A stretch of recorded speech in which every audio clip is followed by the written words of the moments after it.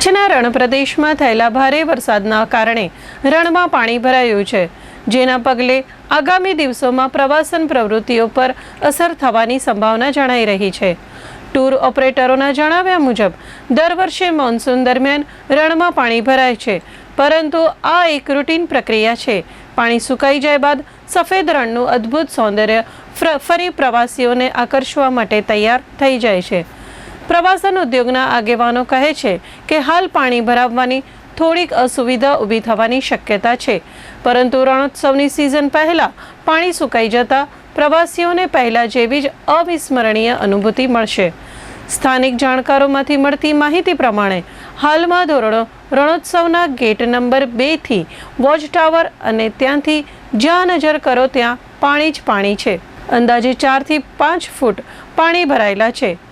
Watch ટાવરના structure સુધી પાણીનું level આવી ગયું છે। હાલમાં અહીં દરિયાની અનુભૂતિ થઈ રહી છે।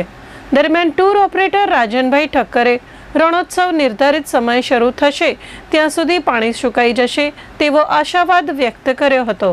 પાણી તો નેચરલ પ્રોસેસ છે, દર વર્ષે પાણી ભરાય છે।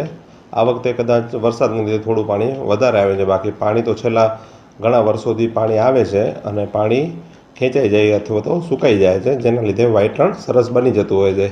હાલ પરિસ્થિતિમાં તો પાણી છે, પણ જે એની નેચરલ પ્રોસેસ પ્રમાણે સુકાવાનું હોય છે એ જનરલી ઓક્ટોબર એન્ડ સુધી સુકાઈ જતું હોય છે અને એ દર વર્ષે પાણી આવતું હોય છે ને એ જ પાણી દર વર્ષે સુકાઈને સરસ વ્હાઇટ જે આપણે કહીએ છીએ વ્હાઇટ રણ એ બની જતું હોય છે।